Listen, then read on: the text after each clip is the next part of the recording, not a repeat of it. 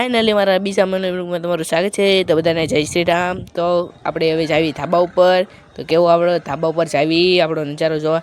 એ પહેલાં હું થોડુંક પાણી પી લઉં, કેમ કે મને તરસ લાગી છે.